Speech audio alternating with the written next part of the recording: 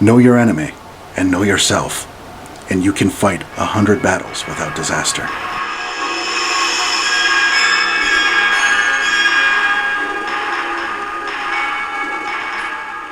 Coming at you straight from the Sweat Lodge, it's another episode of Rage Across the Internet, your very favorite werewolf podcast. I'm your host, Porter.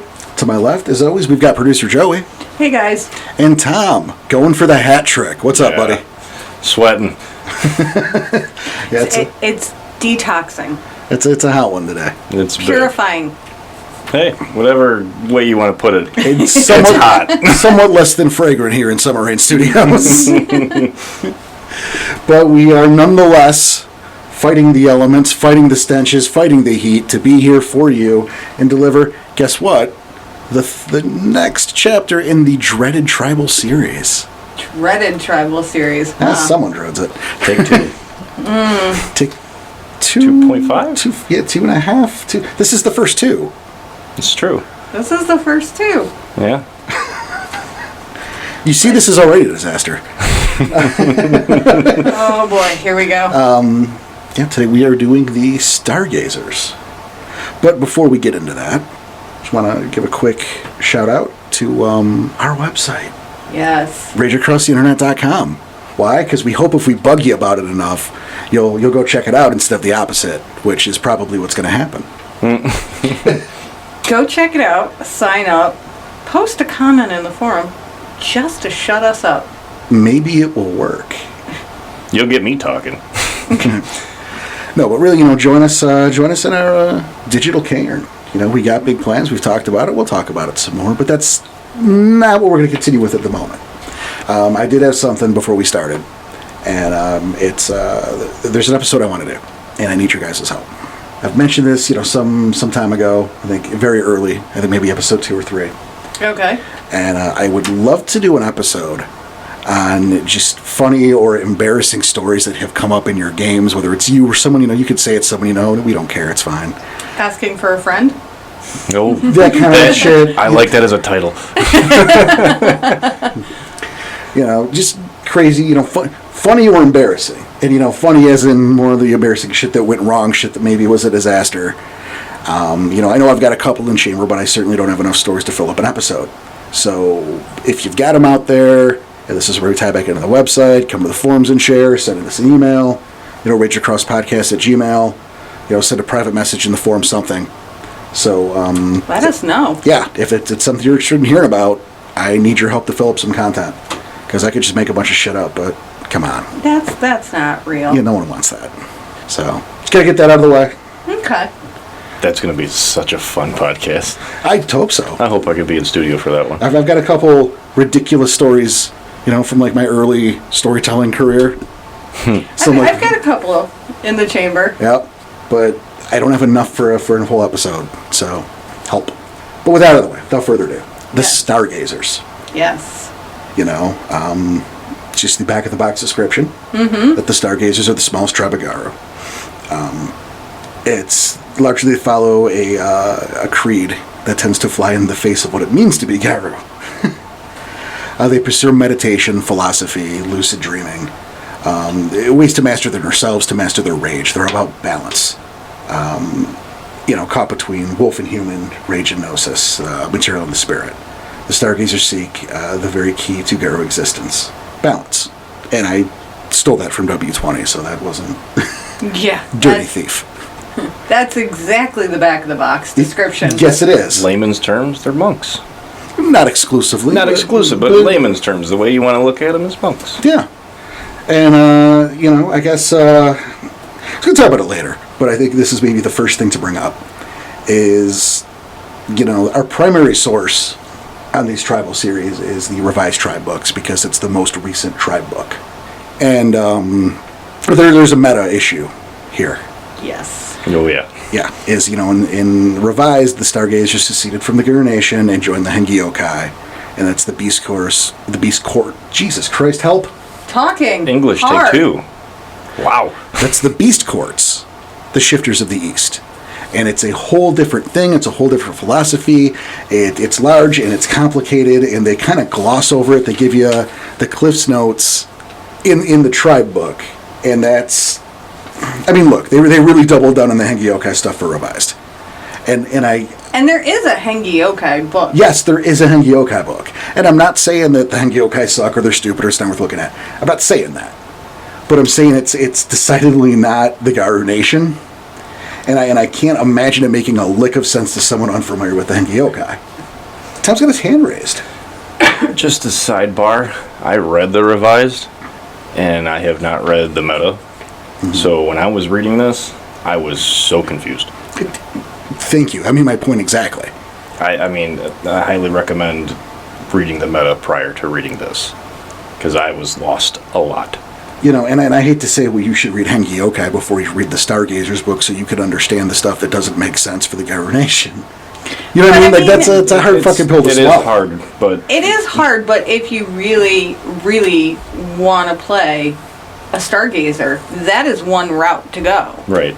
To have a deeper understanding of where they end up. But don't end up. It's confusing, it's a mess. And that deals with the what I call the lost meta of Werewolf Revised, which is an episode we are going to do at some point. At some point. Because there's all that meta plot that just went away when Werewolf 20 came out. Like, my advice would be just to ignore the Hengi Yokai shit.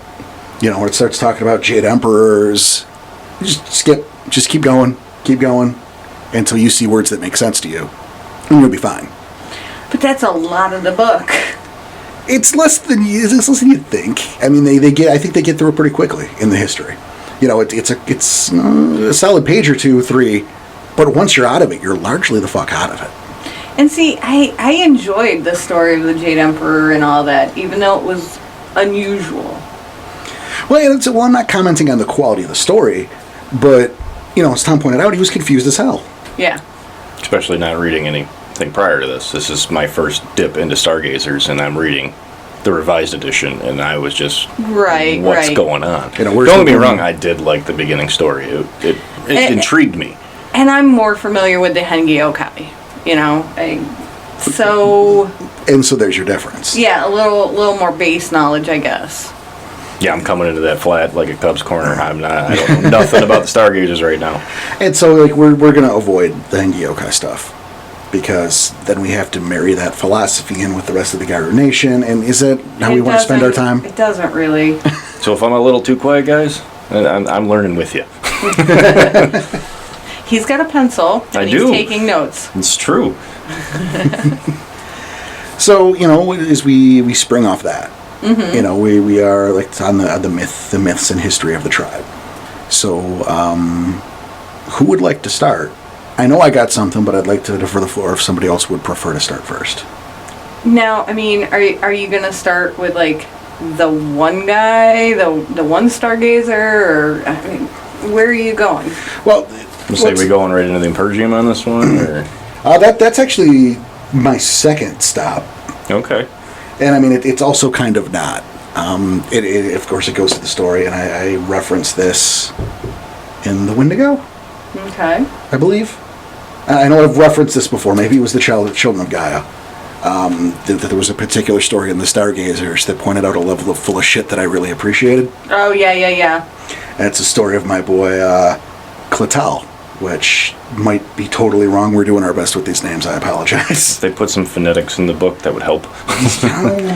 Email us if you know the proper pronunciation and can spell it phonetically. We would appreciate that. Clytel. It'll probably never come up again, but hey, we'll appreciate the email. This is true. Yeah. But I love this story. You know, I referenced it before. I love this fucking story. You know, I've alluded to it before because, you know, like, according to the story, I mean, you guys, you read it. Yes. Yeah. Yep. You know, how, you know, we're being led to the Impergium, which the Stargazers do not take credit for ending. Nope. So boom. That's 2. Tally on 2. That's 2. Yay. And, you know, the one voice in the, at this point, tribeless Garu. And Clotal? Clytel. Our boy K-Money. K-Money. K-Money, there we go. Jesus. Are we going to reference him as that now, just so it's easier? I almost hope not. Okay. But, you know, and of course he speaks up against the Impergium, that killing humans would make things worse. You know, we drive them closer to the Weaver, you know. Solid arguments. You know, excuse me. And, you know, the other crew, of course, weren't having that. And he sank into depression and left. And this is allegedly why the Stargazers are a part of the other tribe, or apart from the other tribes of the nation. Okay. Right? I mean, we all read That's the company line. That is the company line. And this is the part where I start to totally love it. Because there's the deviation. Mm-hmm. Right. Because it's bullshit. That what really happens... I did enjoy what really happens. Right. What really happens is, you know, hey, he's there, he's doing a spiel, and what happened, Tom? He gets hit with a rock. He gets hit with a rock. I mean, it's a good-sized rock. Yeah, he got clocked in the back of the head. Mm-hmm. And what did he see when he turned around, Joey? A human. A pack of humans, basically. Yeah. They're fucking humans. Fucking apes. Yep. And so, of course, he was the one that calmed the crowd and led them to peace, right? That's what happened. Sure. No, not at all. No? Nope. He frenzied and he lost his goddamn mind and he ripped them limb from limb. Yeah, he led the fucking charge. Yes, he did. He took the first hit, and guess what? He murdered all of them. Bathed in blood. Right? Trying to get the guard to stop culling, all in a soapbox, and boom. Rock in the back of the head. And, you know, hey. He lost his shit. No more balance for that guy. Right? That's the thing I love about it, you know, is, I mean, it's presented in the book is like, well, you know, I had this dream about it. You know, I can't prove it, but this is what I've seen. But it rings so true, doesn't it? Mm-hmm. It really does. You know, the Stargazers' quest for balance, you know, they strive to bury their anger, and it's stemming from that story, you know. You know, Stargazers, they have a problem with that alternate take on the story. Well, they get mad when they hear that alternate take. Really? Which you wouldn't... I don't believe. It kind of proves the point, though, doesn't it? Shocker. They have a problem with an alternate take that paints them as just like everyone else. Yeah. Regular, normal. Yeah, and there's a quote right from that book that I absolutely quote, if I may. Go ahead. Yes, please. And I go, how's that for balance? Does enlightenment usually come at the end of a ripping claw? Here, a most vulnerable elder preaches a message of tolerance, and it has to take a 5-minute break to slaughter some innocents. Doesn't exactly do much to help his case. I love that quote. Oh, that's such a good quote. You know, and it sounds like I'm down on them. You know, like I love them. I love that story because they're full of shit, but I do. It makes it more relatable. Right. You know? Like, I like them more because of that story. Yeah. No, and it just bothers me because balance isn't pushing your rage down and staunching it completely. No, they absolutely had that backwards. You know, I mean, we're 9 foot, 10 foot tall rage monsters. You're not going to be able to quelch that. The best you can do is control it. Use it when you need to. Yeah. That's when you're fighting the worm. It's a tool. It's not something to shun. Right. You know, and I mean, there was a story through the book that came out around the War of Rage with that very same message. You know, I understand moderation and restraint, but I also understand that when the world calls me to battle, I will be there. Yeah. You know, they need to find a balance in their balance because they've taken it way the wrong way. Mm-hmm. Well, and or they did. It was the War of Rage when they just backed out and said, nope, not doing it. Mm-hmm. Yeah, they did involve themselves in. It was complete inaction, and they said that was balance. Exactly. That's not what balance is. No. That's tipping the scales in the wrong direction. Mm-hmm. Yeah, your scales are way off balance. And like, even if it's the right direction, the fact that they've put all the weight on that particular scale, there's no balance. Yeah. And I mean, then they lose their shit, they snap, and they turn into a frenzy monster, and then that's shameful. And it's like, hey guys. Well, the opposite side of always having control over your rage is losing control over your rage. That would look, it's your guys' mantra.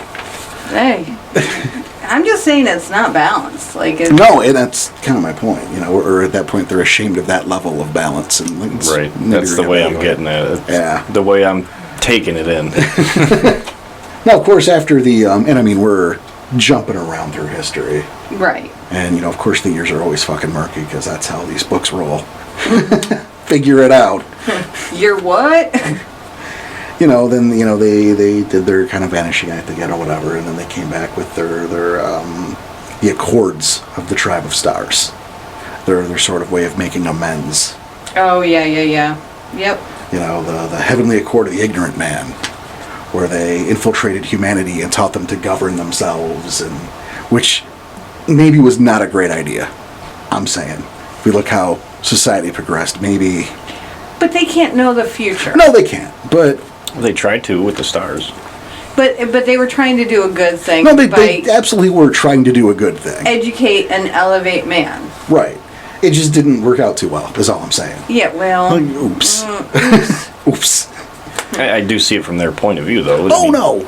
Definitely. Instead of them demolishing nature, and teach them to appreciate it. Exactly. It just, again, didn't it work out so well. Right. Well, and your heart's in the right place. Just, Yep. You brought a nice bottle of wine to dinner. You didn't know the guy's new girlfriend was an alcoholic. Yeah, I can see that. But, Yeah. Yeah. She drinks the whole bottle. It's all right. You got dinner and a show. Hey. Bragabash, folks. That's what, page 15? Yeah. So, you got that when you got the second Heavenly Accord, the Heavenly Accord of the Gift of the Celestial Mysteries. Yeah. Jesus, that's a sentence. Say that 5 times fast. Not even 10. Just No, 5. there's a typo in my notes here, so this was a ride all by itself. Wow. It's the Heavenly Accord of the Gist of the Celestial Mysteries. So close. Autocorrect, what you doing to me? Just as a word. Where they found secrets of the Umbra and lost cairns, and then gave those to the Hengyokai. Thanks. Moving on. Well, and that's to make up for the War of the Rage. Well, but it ties into, the whole 3rd edition Yeah. meta, so we're fine. But again, they're making up for their past mistakes. They're making amends. They're working the steps. They're in AA at this point. I'm just saying they should have given them to the Garu Nation and to the Nation and not the Hengyokai, because the Beast Courts had their own shit going on in the War of Rage, which is not this episode in the first place. Right. Yeah. They killed off all the werepandas, man. The pandas are not coming. They're all dead. Wow. Bummer. You just bummed me out with that. Good night, everybody. Because I want to see a werepanda now. I don't want to see a werepanda. No. It was a Jack Black movie. It's close enough. That was Kung Fu. And that was not close enough. That was not close enough, no. Oh boy. Okay. Yikes. Moving on to the next one. Yeah, the Heavenly Accord of the Emerging Guardian Kings, which was essentially to team up with allies to combat the worm. So, about time, welcome to the team. Yeah, I mean, Balance. I've got a couple. Oh, yeah. I've got a couple of things, but I think we'll get to them later. Mm-hmm. About combating the worm. A little something for the philosophy section? Yeah. Philosophy? Yeah. That was the intro I wanted. I forgot it until right now. Oh. At Comanche, where we've always put the right syllable in the right place. It's fine. Anywho. There's other episodes. Exactly. I'll say dumb shit all the time. It's what we do here. Collection of assholes. That's why we ignore them a lot. You piece of shit. Piece of what? Piece of shit. And I kind of feel bad walking to this episode, though, because I don't... Unlike the Wendigo episode, where I'm reading that book and it's like all food for crazy speculation on my part, and like what ifs, I didn't come out of here with a whole lot. Okay. But this is what I did come out with. Okay. And this is the, again, doing my best on these crazy words here. Mm-hmm. The Na-Deu Okay. Stargazers. Yep. Do you guys know what I'm talking about here? Yeah. Was, it's that offshoot of the Stargazers who crossed the Bering Strait with the Pure Ones, allegedly. Mm-hmm. Who were found up in, they were discovered and apparently disappeared in the 17th century. They were bigger in build. They rarely spoke. They had ritual scarring. This just weird offshoot, and they disappeared in the 17th century. No one knows why, where, when. The W's are all a mystery. Yep. So I was thinking about this, right? Okay. And they were found, and I'm quoting the book here. All right, in the snowy heart of Canada. Now I've been to Canada a few times. Oh, Canada? I've been to a Canada. Oh, Canada. Yeah, I was just giving them tribute. It's their national anthem. Oh, Canada. Been to O Canada. A few times. I thought you were saying a Canada as in like... No, that'd be Canada A. Or more than one Canadas. So Snowy Heart, Canada. Mm-hmm. Snowy Heart, Canada. Again, I have been to Canada a few times. Okay. And I know how to work a Google. Good. And that is a Google. I know how to work a Google. Okay. So, stop looking at my maps. Get ahead of us. But I still wasn't able to find Snowy Heart, Canada. So, which is a surprise to no one. I don't taking that a little too literal. No, that's the thing. My point is here is what the fuck does the Snowy Heart of Canada mean? That could be goddamn anywhere, right? But it's super vague. But just the same, I suspect that there is 0% chance that they're still alive in the world, despite the vagueness of the Snowy Heart of Canada. There is no way that since the 17th century they're just like hiding out in a mountain or like in a cave or something. Going, oh, that's crazy. We've been here the whole time. They're like Yetis. They're just hanging out. Like that place is a maple syrup factory or some shit now. I don't know. Well, I mean, they could have disappeared into the Umbra. And interestingly enough, what if? What if they did? What if they left the realm? Use your words. Use your words. He's collecting them. Give him a second. Okay. Hey? Oh, don't get off on your tangent. Collect your words. No, I don't know much about the history of Canada. But you figure with the Wendigo, the worm, the expansion of the flock, maybe even a mandate from Chimera. Maybe, like you said, they left to the Umbra. Mm-hmm. Not even all of them. Maybe just a few. A couple packs going a spirit journey or something. And, maybe they still exist today as spirits. Yeah. It's not without precedent. There's a Stargazer cairn that they're all, I can't recall where it is. I looked for a little bit, I ran out of time in my research. But there is a Stargazer cairn out there where they are all spirits. They spend too much time in the Umbra, so their bodies are gone. Or you go to Pangea and you think about the ancestor wolves there. Which tribe unknown, that's how Pangea works. Right. But again, once upon a time, Garu, they went, their bodies are gone, they're just spirit now. So what if these guys, they exist still somewhere in the Umbra in spirit?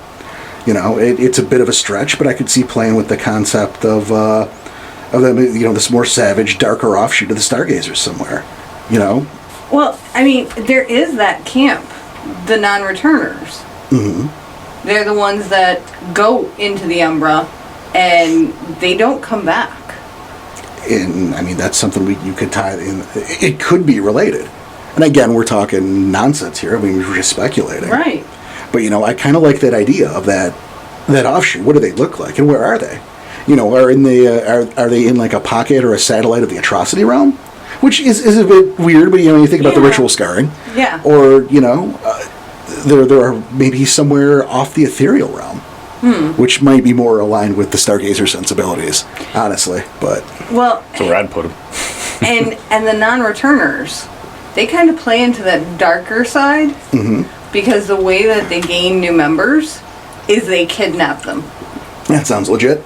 Like, hey, Stargazer, you have been judged worthy, yoink, and you are never seen again. Handpicked for a spirit journey. Yeah, forever.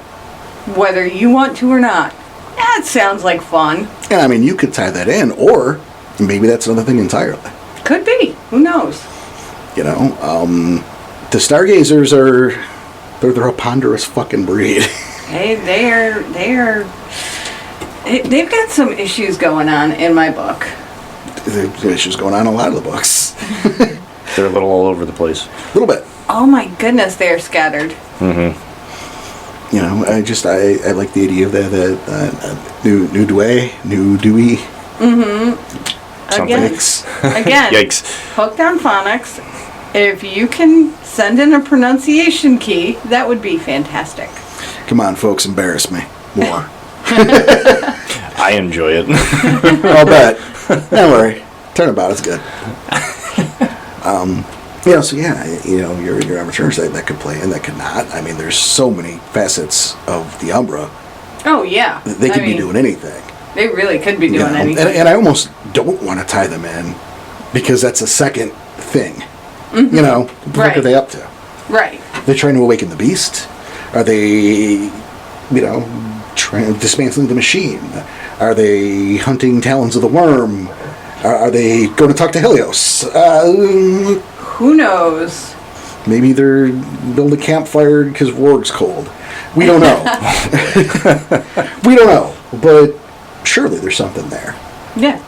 I know there's a camp that looks into the idea of freeing the worm, restoring him to the balance worm. Yes. And the worm is in Malpheus, wrapped in that web. Mm-hmm. Are they somewhere in a, quote, safe distance there, pondering how to do that? Are they looking for a second Gaia, which we've heard possibly could be a thing? I mean, that feels more like a Strider job to me, but... Yeah, it really does. But, I mean, the Stargazer camps, they're kind of all over the place, but, I mean, that makes sense with the rest of the tribe kind of being all over the place. They really, really are. And the one you were talking about that want to free the worm, they're the Ouroboreans. And... It's not just me. It really isn't just him. They kind of find a worm creature and tiptoe after it. They don't want to fight it. They just want to see what it's doing. Well, they want to follow it back to find the worm. They're using it as like a seeing eye dog? I don't know. Bait. It's like, and I just have this cartoon image in my head of like them tiptoeing. Ding, ding, ding, ding, ding, ding. Key in the Scooby-Doo. Yeah. Tiptoeing. Yeah. And they're not going to fight the minions of the worm. They're just going to follow them back to home base so that they can then free the worm of balance. Well, they're more likely so they can get murdered by... Right? Yeah, that's what I'm thinking. They're going to tiptoe that far in. It seems like bad idea genes, but hey. The Stargazers aren't... It's not their first day in a battlefield. They're not, Gaia's greatest warriors, but they got some skills. But they have a lot of bad idea camps. Well, I think they generally do.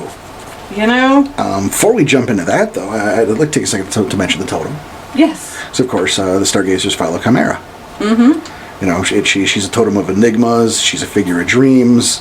And I think it's neat is her brood tends to deal with wisdom, dreams, and enigmas. Which is right up their five. Yeah, that's right up their alley. Yeah. Well, I liked how they can ask you riddles that don't have a right answer. Like that's one of their challenges. Yeah, it's so Stargazer. And it's not about getting the right answer. Right. It's not about knowing the airspeed velocity. It's just to get you to think. It's to expand the mind. Work through the problem and have a path. Right. So it's not about having a right answer. It's about being able to walk a path to arrive at an answer. The journey rather than the destination. Exactly. And that brings me around. Is there's a lot of the spirits in Chimera's brood are you get stuff like the Dream Ravens, the Patchwork Wolf. A lot of that brood tends to be found in dream zones. Okay. And I feel like with everything we just talked about, like if you're gonna portray Chimera, that's a little storyteller section here, but I feel like if you're gonna do that, you're gonna want a big but wispy kind of voice, is what I feel. You want to speak in riddles whenever possible. Mm-hmm. Christ, if I could generate a little echo reverb thing when I was talking, I'd definitely do it. It seems more on par. Just put on your Bane mask. You weren't supposed to know about that. And now that you do... Get one of those little kid microphones, that have the reverb in it. Have you ever seen those? Yeah, I've seen those. I thought he had, he's got a legit Bane mask at home. Oh. This guy. I don't know anything about that. He's doing his level best, isn't he? Yeah. Is it, everyone? Isn't Tom just doing his best? I'm trying my hardest, guys.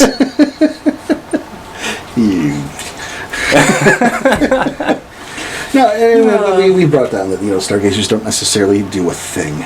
Yeah, they really don't. They're scattered. They just it's okay, Tom and Phil are going off that way. Jack's over doing that. Like, they're so scattered. And, I mean, there's an appeal in that. Because, as a Stargazer player, I think it gives you more of an option. Yeah, I can see that. But as a tribal organization, it's a little bit like get it together, guys. Well, and my question is, like, okay, how do they do moots? The same way the third tribes... I mean, tribal moots, they figure it out, man. Okay. They have their own way, I'm sure, but it's not written down. Something else that wasn't written down, at least in the revised tribe book, was the litany. Oh yeah. This kind of bothered me, because you know how I love to explore a tribe stance on the litany and point shit out there. I like to poke holes in that, you guys know. And it's the Hengyokai litany, which again makes sense because in 3rd edition they're part of the Beast Courts for the most part. But damn it, you're Garu, right? You're part of they're not part of the nation anymore. Technically. No, they're not. They left. They changed. They're the Beast Courts. They changed teams. They put on the OE jerseys. And this is why it confused me. Well, exactly. Like, I would have liked to see the actual litany in the book also. Yeah, but I mean, maybe it was a page count issue. It very well could have been. And, like, I get why they because of the meta, why they did what they did. I just think it probably would have been more interesting to take on the perspective of a guru who has come to the Beast Courts and is having trouble adapting to the philosophy. Oh, that would be neat. Right. Well, because here's the thing. Odds are you're playing 3rd edition. Okay, you're doing revised rules, and you already have a Stargazer. They're either not going to the Beast Courts, or that's the focus of the future of your game. Yeah. Right? Mm-hmm. So shouldn't that be the angle there? Now, I mean, question. If you're going to play a Stargazer, can you play one that's, like, coming from the Beast Court and having to adapt to our litany? I mean, that's between you and your storyteller. I don't see why not.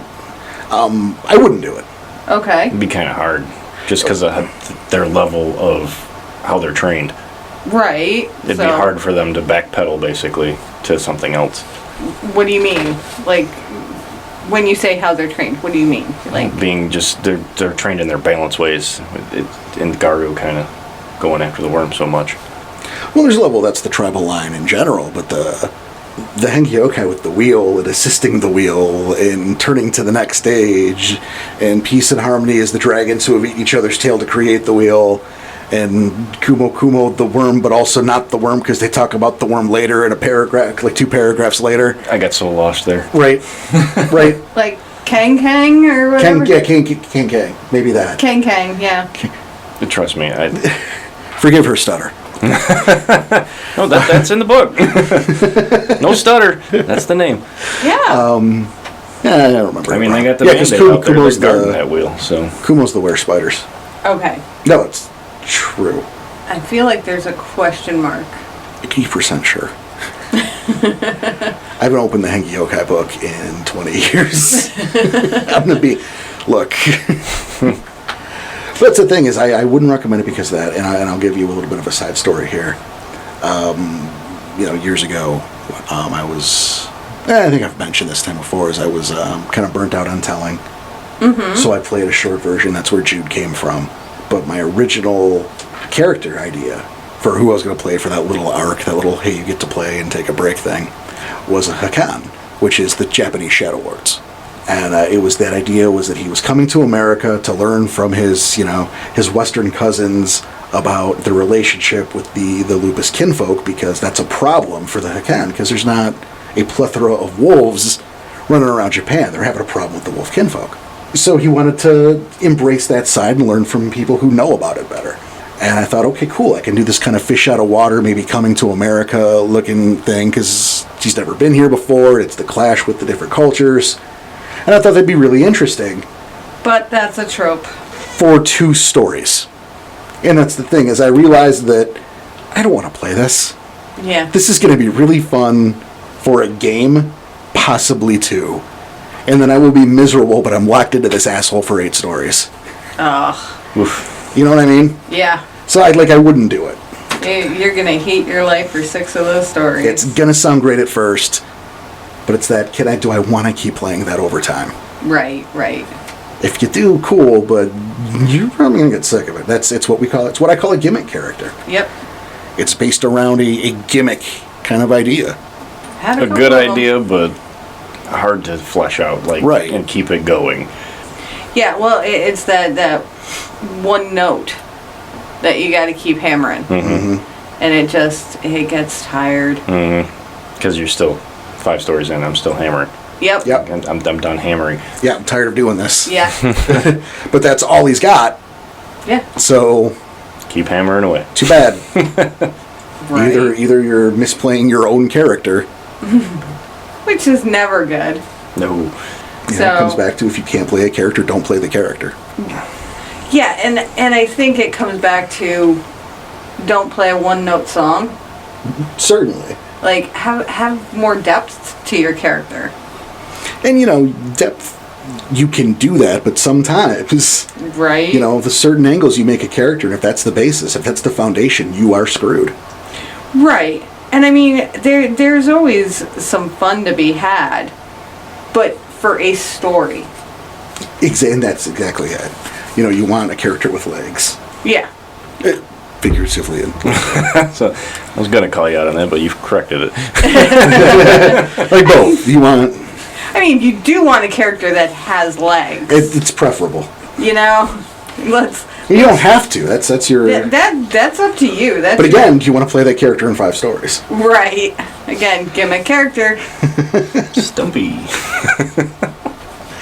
You're a bad guy. Back to the Stargazers, though. I mean, what is their... I mean, okay, so they're not the most numerous. What is their tribal hierarchy look like? Do we know? Like, do they... Well, they're not... That's the thing, is they largely... They don't have a thing. They have several things. You have the ones that do the advisory roles to humans or Garu. Some stay within seps and act like just regular Garu. Some wander around. Some take on an apprentice, of which they take on the apprentice, and that is their apprentice until they die, and then the student becomes the master, and rinse, repeat. And that seems like nothing actually gets done. Yeah, that sounds awful. Especially if you don't have, proper protocols to follow. You're just making it up as you go. That could be bad after a couple masters later. Well, and here's my question. That's like playing telephone. Right? Here's my question. How shitty of a teacher are you that it takes 60 years to impart all this stuff? Right? Like, I've taught you everything I know, and you've spent 60 years with me, and now I'm a Garu dying of old age. Let's keep that in mind. That is rare. That's not a 40-year-old dude. You don't have a heart attack. Inaction. Sedentary lifestyle. So, but you go all that time, right? And now this Tom over here now, the master dies, now he's the master. And you got to pass all that stuff. Can one of you get, more efficient at it at some point?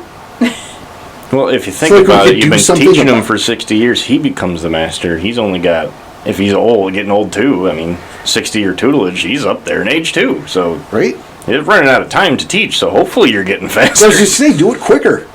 You do it better. So now you can take that knowledge and do something with it other than tell the next guy. You're not getting master status till he passes. Oh boy. Yeah, it's like, hey, you mean I gotta follow this guy around until he dies? Huh? That's mind-boggling. Right. It's weird. Do they battle the worm? Do they battle the weaver? Do they fight? Or do they just kind of walk around? They do whatever the fuck they want, apparently. And again, there's nothing... there's something neat to be said of that, master apprentice. We're going to wander the countryside, like a cane and kung fu kind of thing. Yeah. And I like the concept. I really take do. care of whatever thing comes up while we're getting more enlightenment. That sounds kind of neat. Maybe that's old samurais. I like that. Well, and maybe that's a good 2-player story. You got the storyteller and then 2 players, and you can do that. That would actually be kind of fun. That would be a little hilarious too. I'm thinking about our group. Well, maybe with some other group. Because whoever the apprentice is, will get shit forever. Yeah. Right. And hopefully they can take it forever. Forever. But maybe a different group can pull that off. Maybe a different group. I know. We're not pulling that off. No. But it's a neat concept, is the point. It's a cool concept. Then you get into things with the Stargazers, like the two precepts, which I really appreciate. Like number one, that all life is suffering, and that's a theme that I've touched down on without even without the Stargazer mantra behind it. Yeah, I mean they're not wrong. No, they're not. And then they say the only way through suffering is the middle way, which they mean balance in totality. Yeah, 100% moderation. Yeah. The problem is, they're not really good at moderating. Well, they're Garu. It's not really in their nature. It's not their fault, but... But, again, we go back to the scales. And their path of inaction, which isn't moderation, it isn't balance. You're not picking a side of the scale at that point. Yeah, you're just over there. Yep. You're not putting your rock down on the scale. You're just standing there. Yeah, you're literally just over there. It's not balanced. You're not making a decision. No. Right. And so to have this edict to be balanced in everything and to be, the path of the middle way, they're not following what they're teaching. No, but they're trying to. Yeah. It's a thing they strive for. Balance. Be it flawed or not, it's the thing that they strive for. You don't hear them saying we have reached complete and total balance. It's we're fucking trying to. I don't know if they're trying. Tell their mom. Okay. You tell on them. I will. Well, sometimes the path of inaction is the proper path. You never know. I can't put a situation in front of you right now, but I was gonna ask you, show me how. I'll think of one. Okay, get back to me. But then that work. You work then from there to the 5 truths. Mm-hmm. Which, duty, restraint, wisdom, tranquility, and vigor, and everyone knows what those words mean, so I don't have to dive into that. Okay. And then the 5 obstructions that stand in the way of accepting those truths, which are lethargy, desire, doubt, worry, and why didn't I write the 5th one down? Oh no. Oh no. Oh, I failed. Oh. Write in and tell us that one so we can keep prodding at Porter and how much he failed there without writing the 5th one down. I'm going home. This is a bad day for me, guys. It's a long day. It has been a long day. Fuck. No, I can't believe I forgot that. I'm terrible. But, we're human. It happens. Fuck. Path of the middle way, huh? Balance in all things. All right. You're a little unbalanced there. I am. I'm a little off today. 4 out of 5. That's Can't win them all. Can't win them all. Stupid Henky, okay? Don't blame it on others. I'm just going to be bitter all day. No, but no, it's, the idea that they have those, that these concepts, and they acknowledge that there are the opposing forces that would block them to that. I think that's interesting. Yeah, I like that.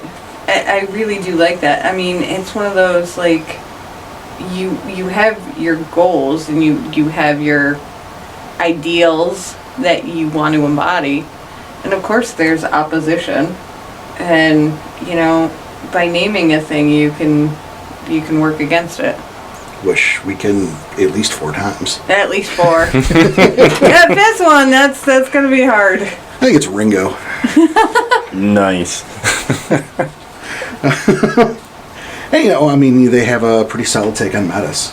Yes, they do. Again, it's a great dishonor to the parents, but they don't throw it on the cub. But they also don't have a lot of them, which is also because they don't breed. Yeah. That's why there's so few of them. They're very panda-esque. We go back to that, So it's a very Jack Blackian outlook. I don't understand that, because they preach balance. You gotta bring balance, you need more Garu to fight. But they preach restraint. Well, and they also tend to move away from their kinfolk because they don't want the emotions. They tend to distance themselves from emotional connection. They abstain. Yeah. True monk. Yeah. Which maybe they lean into a bit hard. Maybe they do. From a behind the scenes aspect. Mm-hmm.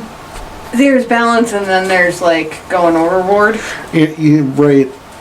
I'm not calling them out for like the drunken man, the Shaolin thing. The monk aspect. I'm not calling them out for it, but ease up a little, maybe. Yeah, Yeah. There's other ways to do this, and maybe focus on that a bit more. And I think if I were to play a Stargazer, I think I would, be more on the moderated side. Not the abstinence in all things. Not the full monk of it. Yeah, not so much a monk, as it turns out. Or you're in a monastery by yourself, just... Right? Like staring at a pebble. I don't, But there is that middle ground that can be achieved. A balance to be found, perhaps? Balance. That's the word. What? The wheel of balance. The worm of balance. Oh my god. Oh. Collection of assholes. Yep. And of course they got the camps. Oh, do they have camps? Woo! They do, and they got some weird There's shit in a those camps. few I of know them. touched on them a bit. Quite Yeah. a few of them. Yeah, and some of them are really, really wild. There's the Camp of the Metastatic Birth. Yeah, let that title sink in. They believe that the worm is not caged, but is in a cocoon undergoing a metamorphosis. So, that's going to hatch. And it's going to bring about... Mothra. Yes, Mothra. Oh boy. And they believe when it hatches, it's going to usher in a new world, and that's going to be a good thing, and they shouldn't fight against it. Yeah. That's a bold position to take. Very bold. I mean, how do Really? you promote balance with that? That's tipping the scale way too far. Well, one it's way. also throwing your chips into a very poorly crafted basket. I wouldn't trust the basket. Not at all. One of the ones that I kind of like is the Heavenly Successors of the Demon Eater. That is a tongue twister. I know, right? That's a title. Sentences here. So, it's labeled an apocalypse cult, not by them, but by others. And they seek and destroy demons who drink Gaia's soul like hungry tumors. Now that is a sentence. That's the one. That is a mouthful. And These guys... Let's be clear. Yes. We're not talking actual demons. Demons is Vampires. Sure, but I mean there are, and we're 100% not. There are actual demons in the world of darkness. Right. That's not what they're talking about. It's demons from that Hengyoka kind of sense of things, that Eastern sensibility. So that can mean greater banes. That can mean vampires. It specifically says vampires and other undead. Demons. And you're in Werewolf 20 right now. Yes. Yeah, they do clarify also in Revised that it doesn't mean literal demons. It actually makes the distinction with Demon the Falling. It does not mean literal demons. No. But these guys are indistinguishable from regular Stargazers until they get into a fight. At which point they don green robes, like immediately. Like they have to get into their battle outfit. I'm gonna have a really hard time taking that seriously. Like what you said was really cool up until then, and now I just picture the guy shifting into Krynos and going demons, yeah. We just put on his special outfit. You should see the dance he's doing. It's no, he's changing. He's just doing it with the beat. Yeah, Superman in a telephone booth at this point? That's kind of what I'm saying, yeah, I right? know. That's kind of what I'm picturing. And I put in my special demon fighter outfit. Oh boy. Like, you totally lost me with that sentence. I was saving that one. The actual quote is, "But when faced with their enemy, they don green robes in homage to Zhang Kuai, the first of their number." So they literally just changed into their green robes. Alternatively, is this a Sailor Moon transformation? Ooh. Oh wait, can we do the Power Rangers thing? Like the hand motion? Like, I was about to say, which Power Rangers are you going to quote? Because there's so many different ones. Well, pick one. Preferably whatever the floats Green your boat, Ranger. I guess, yeah. Well, and here's the thing, and One of the Green Rangers. I can't believe we're going to this. Oh, we're having a little fun with it. No, and I'm not sorry. But, Hengyokai is a book that I'm very unfair to because I have a really hard time taking them seriously. Okay. And it's not necessarily in a bad way. All right. Okay. Like, I don't mean you guys suck, fuck you. But I mean, like, you open that book, and it's a second edition book, so it's got the comic. Okay. It's a goddamn manga. Yes. Yes, it is. You know, and again, I'm not shitting on the idea of manga, but like you have the group of 5 different shifters, and it's like straight to the fucking Power Rangers. So like, I'm gonna write a Hengi Yokai story. It's gonna be this anime-inspired, fun, loud, maybe a little gaudy, just fucking celebration, and let's just have fun and kind of chuckle and have a good time with it. And I think that's kind of doing it a disservice. Yeah, I think it's not as dark and as gritty as it needs to be. Well, I'm sure it is, but I think my perception of it Right. isn't super fair to them, but that's how the world is sometimes. Yeah. So like, again, I see this Sailor Moon transformation kind of thing, and it's like, you want to go there. It's like, maybe that's not the most fair. However, we did just offer the alternative of the humming his own theme song while he's getting dressed while the enemy's just sitting there going, what is this guy doing? Right. So what's the way you do that? I don't know. Yeah, and I mean, they do have normal, regular camps. Not all of their camps are wild and out of the box. I mean, the Zephyr, they travel amongst the Gru, and they spread their wisdom through example. So they hope to gain, knowledge and visions, and they're masters of Kailindo. So they're fighting the good fight. They're not all wild and crazy, weird camps. Good. And I think it goes back to the Stargazers don't, that kind of lack of plan we're talking about is a tribe as a whole. It gets you a lot of diversity in directions to go, and that's cool. Yeah, it really, it can be a bonus. I mean, most of the tribes have a pretty hard party line. Yeah. And you either fall in or you fall out. And that's great too, because it gives you that kind of direction. Yeah. But I think of some of these tribes and it's like, well, here are the different camps. And I'm anti-camp anyway, but just fuck it. And most of them are like, well, these guys are the angry ones at this, and these ones are angry at that. And it's you just pick why you're pissed. Right. Where you got that variety there with the Stargazers, which it's a bit refreshing. Yeah. Even if we are, but we're laughing with today. Right. We're not actually mad at this tribe. But I like that no. because that could flesh out a good character. Because you go wherever you want with it. You don't have the holdbacks of a specific tribe's way of thinking. Yeah. You could And go way out there with this. And if you're looking for some direction, like, I like to have a little bit of direction. Mm-hmm. I like to have a bit of that party line. Mm-hmm. So I can know if I'm fitting in or I'm choosing to stand out. You got with lots my to choose character. from in the Stargazers, though. Yeah, Right. there's so many options. It's pick a section you want to fit into. Right. And even that, they got some really neat toys too. Yeah, they do. Yeah, they do. Yeah, they do. Like they get some sweet, like right from Jump Street, they got cool gifts. There's I think it's Imbalance, which screws with the attacker. So like you do your rolls and it adds 1 diff to their to the enemy's hit roll. Dude, that's fun. But then like you can keep that going by spending a rage every turn. So it stacks. Yeah, like it doesn't stack, it just continues. Oh, so it's always that +1. Right, for as long as you want to spend rage on it. That's fun. Right? Yeah. Or Drunken Spider. Oh, this is your favorite. I really do like it because it essentially just gives Weaver Spirits a stroke. It's right there in the title. Drunken Spider. Yep. And they've and it's for the second one in a row with this tribal series that I get to praise the damn book for describing rights. Nice. And I'm so happy the rights are described, but I'm kind of bummed that I don't get to bitch about it. It's because again we talked about this before that detailing rights is super damned important because again show don't tell. Right. Well, I do the right of this. Well, what does that mean? Well, it means these things. This is what I'm doing. And that's super great. Because there is something I have to wonder. Okay. I gotta pose this. What do you guys think? Is like I see through these rights, there's a lot of chanting involved.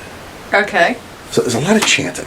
And now, in our games, there's a particular NPC, a Stargazer, you guys happen to know. Mm-hmm. He is awesome. Oh, he's super fucking cool. He got Sage Wind Over Mountain. Mm-hmm. He is a Stargazer, but he's also mute. Yes. Which makes it awesome. so do you think it's good enough that he says it in his head, or is he just locked out of some rights? And this is a real question. I mean, what do you think? Do you think actually doing the chanting out loud is important, or just having it, quote, in your heart is enough? Seeing him in action, I think having it in your heart's enough. Well, okay. I think we get down to kind of a base question. Now, was he born mute or was he struck mute? He was struck mute. Okay. So he had language abilities before. Mm-hmm. So he is able to visualize the sounds of words and the meaning of words in his brain. Yes. So yeah, I think that works. I mean, it's a fair question, right? He's not deaf though, so right. Well, and you could still hear if someone. He learned the chant from somebody, so he heard the chant. He uses mind speak for sure. Mm-hmm. So yeah, I think it counts. Okay. I just it's like food for thought. That was a fun little question, right? And I think that's up to storyteller golden ruling. I suppose. I think that's a fair use of the golden rule. Mm-hmm. Now there's I got a couple rights here I'd love to talk about, but I know Tom's got something, and there is a thing that we have not really discussed, and it's got to be irritating some people that we haven't brought it up yet. Yeah. Well, you must be talking about Kailindo. What? Oh. Kailindo? The Garu martial art of Kailindo? And Sage is taught in that. Yeah, he is. He's a Kailindo army. And watching him in his battles is awesome. I mean, if you're playing a Stargazer, teach him Kailindo. Yeah, because that's the right way. That is the correct thing to do. You don't have to do that, but you're going to want to. But you're going to want to. It's one of the coolest martial arts that a Garu can have. I mean, going through your shifting and just the way that, it's so cool. It's hard to explain. Well, I mean, it is. It's a martial art based on changing your forms and using, the master momentum of a particular form, to go into it. It is. It's really cool. Yeah. And if you don't know about it, maybe look it up. You'll be out of luck in Werewolf 20. Yeah, it doesn't appear in 20. And you'll be out of luck in the Stargazer Tribe book. Which is a shame. But Player's Guides. That's where you find it. Werewolf Player's Guide, you're going to find a guide to Kailindo. I'd recommend the latest version. Yeah. Player's Guide 3, but... Yeah. Oh, is this... Mention the last little bit. Yeah. Being storyteller. Oh, okay. But yeah, Kailindo it's cool as hell, and I could see you wanting to use it if you play a Stargazer. I mean, that's kind of the point, right? Yeah. It's one of the big draws. But, I wouldn't say that. I wouldn't say that's the whole point. I get why you would. We understood you not. Okay. I think I think it can go out. You can go overboard. Yeah, a little bit. Can. So you got to be careful about that. And I think if you are going to play a Kailindo Rani, if you're going to do this, do your storyteller a favor. I'm speaking on behalf of every storyteller in the world right now, and they don't love that I'm doing it, but I'm going to do it anyway. The guy who couldn't remember the 5 things 10 minutes ago. I'm going to speak for all of you. It's okay. This is good. I know where he's going. Yeah. Do us a favor, and I mean this shit. Write down your techniques. Yes. Write down your techniques. Write out what they do. Because odds are your storyteller doesn't know what the fuck the forceful wind means. He's got other shit on his plate. Well, it's like Ixaku. Yeah. And, you guys don't know what dragon emerges from mountain is. What? Exactly. Yeah. That's an Ixaku technique. And see, you're going to... You can't go, and Are you summoning a dragon from... over yonder? Yeah, so what the fuck would we know? What are you doing here? And so you not only write down what the systems are, but write down what it does. Because, I don't know what the fucking forceful wind means. And you'll tell me 8 times because it's your favorite move. I'm not going to remember it. Right. I've got a turn order. I've got logistics of a battlefield. I'm managing people's rage. I'm looking at 30 different things. your niche combat maneuver is Plethora of enemies that you have all the stats on that you're managing. Your niche combat move is the fucking least of my concerns. It only applies to you. Know what it is, know what it does, so you can describe it to other people. Mm-hmm. Don't just, okay, I made my roll, I did the forceful wind. What the fuck does that mean? What happened? Please explain. Yeah, help us with that. And have it written down, because no storyteller on the planet wants to waylay his story for 10 minutes while you go look it up in a fucking player's guide. And now that we have technology, I'll tell you what I did. I took a picture of it with my phone so that, A, I can have it handy. Mm-hmm. And B, I wrote it down on my character sheet. But when I don't have my character sheet available to me, and I'm trying to think of cool, neat, nifty stuff I can do, I can look up my maneuvers, while I'm on break at work. I mean, that's just what I did. Yeah. I mean, and it's the thing, I got a little heated about it, but I mean, look, this is good advice. No one knows what the cat attached to the rust means. What? No one knows what that means.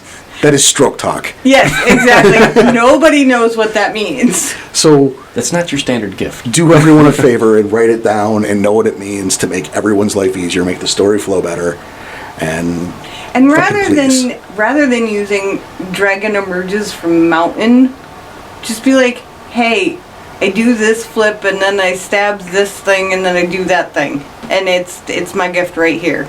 See? Oh, no. Definitely call it by its name. That's half the fun. Well... No, that's half the fun. Well, you call it by its name, but you still explain your action. Right. Yeah, and you show, don't tell. You go, action. I use downward-facing dog. So, that means, right, and then write it down. I didn't know we were doing yoga here. You know what? The cat attached to the rust isn't a real thing either. We do That's a podcast, we do some yoga, we got meditation later. Well, we're in the sauna right now. So there you go. It's affecting our brains. You can tell by the quality of this show. Oh, collection assholes. Right. Here we go. What other toys we got? Any other toys? That's all I had for toys. I mean, there's a lot of good shit, but I just wanted to pick a couple for highlights. Because, I mean, you can go all day with that, and really, I think looking through the toys is one of those little guilty pleasure fun things about a tribe book. Of course. There's two things you hit up immediately when you get a tribe book. It's the stereotypes, how they feel about the other tribes. Mm-hmm. Yep. Because it's always good to see some trash talk. The gifts. That's always awesome. And then the toys, the gifts, the fetishes, the rights. Yeah, and they're not big on fetishes. No, they're not. I mean, they exist. There's they some. do. There are some. But, I don't want to call them all kind of boring. Anti-materialistic. That's a great way to do that. That's a great way to say really boring. And not, fun. They're not toy-worthy. They're toys in their eyes, though. Sure. A Loon's Refund's a neat toy. Yes. A fetish ATM card that just gives me shit. That's awesome. A fun toy. That is fun. Where can I get one? You can't. I mean, Taken of the Forgotten. Maybe they should have hung out with Violet some more. Taken of the Forgotten. I can get what I want. Oh. Really, what it comes down to, what do we do with all this? If we want to play a Stargazer, make sure we write down Kylindo. Okay. And then, if you go with it, yeah. And then pick a direction. There's many directions, too. I mean, you could make a fun Stargazer. Yeah. I could see it happening.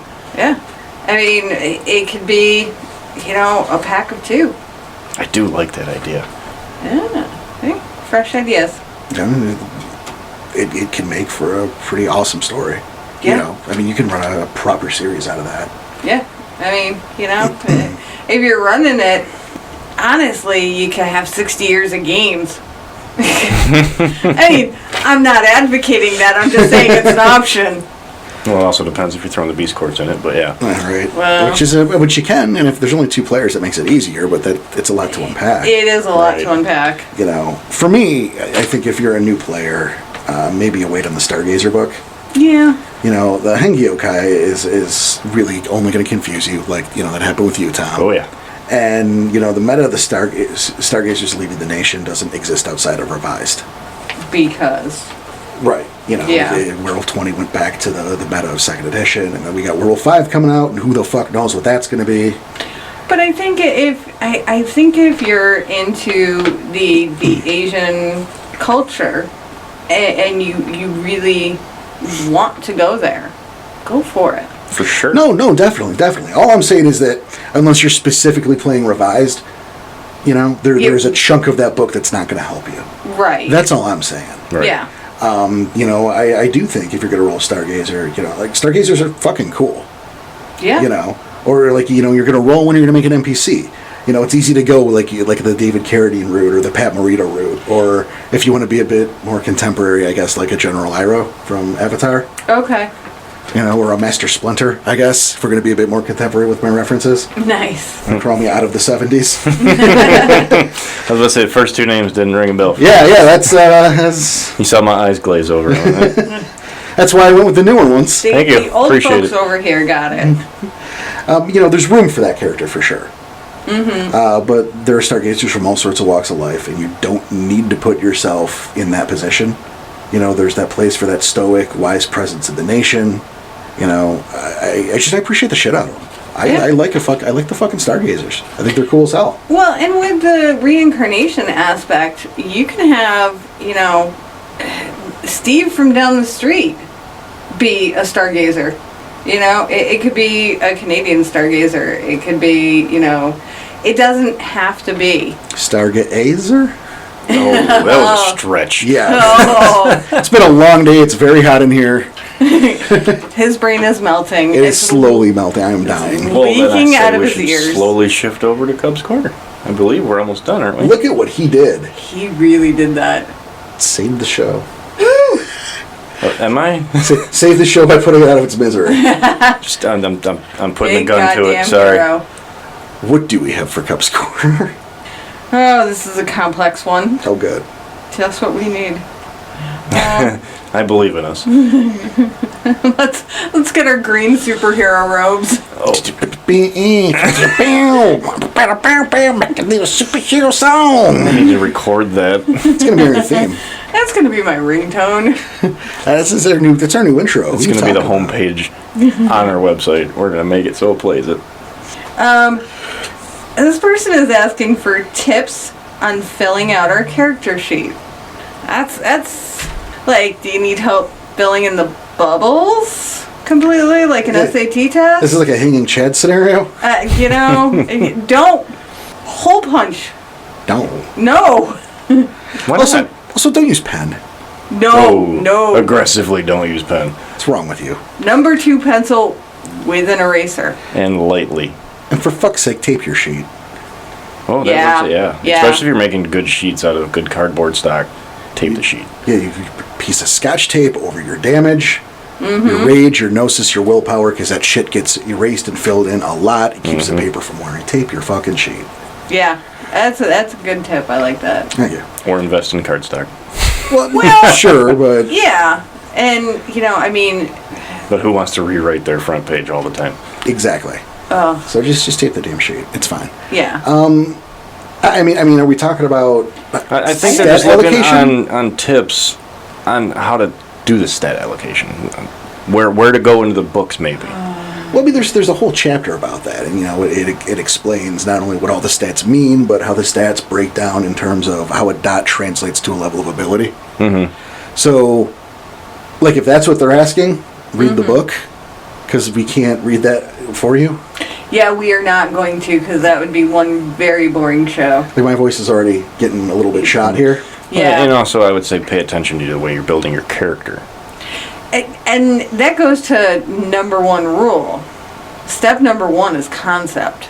Right. Know what your character's going to be. Right. I mean, I've always advocated you fill in those dots dead fucking last. Right. Yeah. Because you got to have your backgrounds. I mean, you got to have your character built up to know what they're going to be proficient in. Right. And then once you have that character built, the dots come easy. Mm-hmm. Oh, they do, because, is your character physical, mental, or social? That's like one of the easiest, No, that starts out pretty simple. And then once you got that, the rest of it kind of flows. Yeah, I think it's be true to your character, who Yeah. the character is, and don't do it looking at gifts is what I'm going to say. Yeah. Like you pre-looked at gifts that are coming up, so you want to pre-put some dots in this. Right. Do it to how you're building your character. I don't want to call it cheaty. Right. You But it's get the kinda X, weak but you sauce. can buy the gifts. Right. Right. there's plenty of room for growth. Right. You're going to get stronger. You're going to get experience. You're going to get renown. Your That first will come in chronicle, time. you will be buying some gifts. Don't worry. You know, if you're a new character, let them be a new character. Right. It's okay that they've never touched a gun in their life and they have 0 firearms. They will learn if it's a gun-minded character. Right. And your storyteller, as long as he's good about it, will make sure you can get the dots in it. It's okay that they've never driven. Right. It's okay that they have a 0 in drive. And there's a decent chance, based on the average age, to a guy who gets their first change. Yeah. There's a few dots on my sheet I've got dots in because that's how I built my character. Have I ever utilized them? No. No. But my character has it because that's how my character was built. Yeah. So, I mean, just kind of know the concept of your character. Yeah, and be true to that concept. Yeah. And kind of start at the top and work your way down. That way you won't be, grabbing at gifts. Right. Yeah, you've always got freebie points. You'll always get experience. Yeah. So it seems Don't pre-look those gifts up. Well, and I think you can get into a dangerous zone if you're flipping through the gifts. Right. And saying, oh, I need this gift. It's available from these 2 tribes. So I have to be one of these tribes. It's available from Jump Street right here. I need it. Yeah, that's not. Don't build your character that way, please. Yeah, that's where you get into Mistake Town. Come up with a concept, then dig into the books. Yeah, make the person. The rest will come. Mm-hmm. And I like that tape your sheet idea. It's yeah. Thank you. I've rewritten character sheets, so. 'Cause you take a lot of damage. Yeah. At some point. I'll be rewriting my front page here shortly and putting tape on it because we didn't from the get-go. Yeah.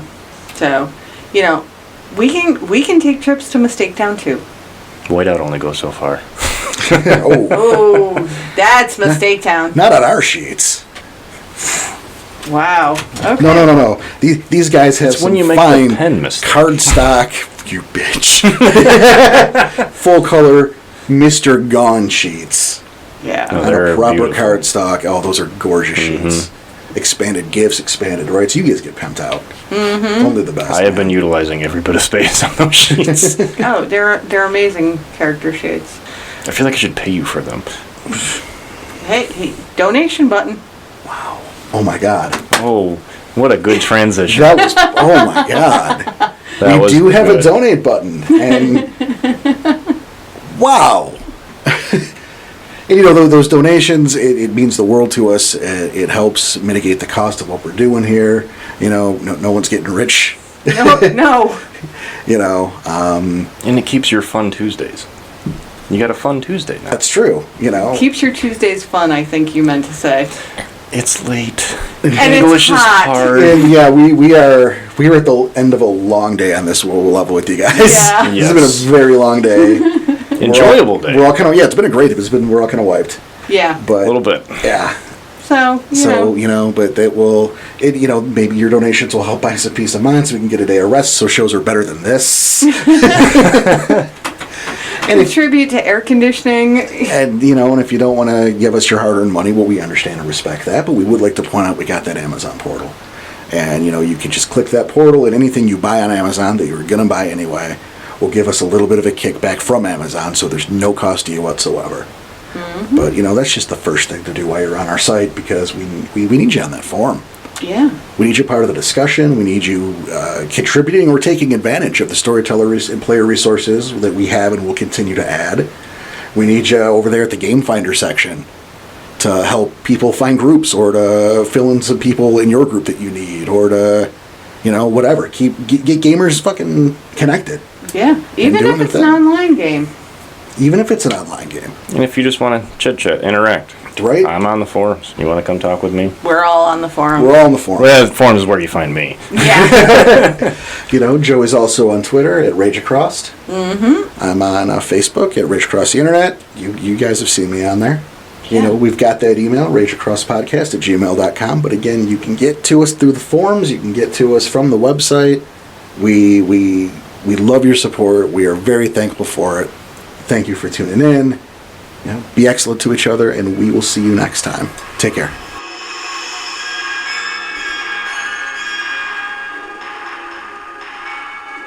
Rage Across the Internet's music is It's Into the Fog by Darren Curtis, shared with a Creative Commons Attribution 3.0 unported license. For details, check out the information under the podcast.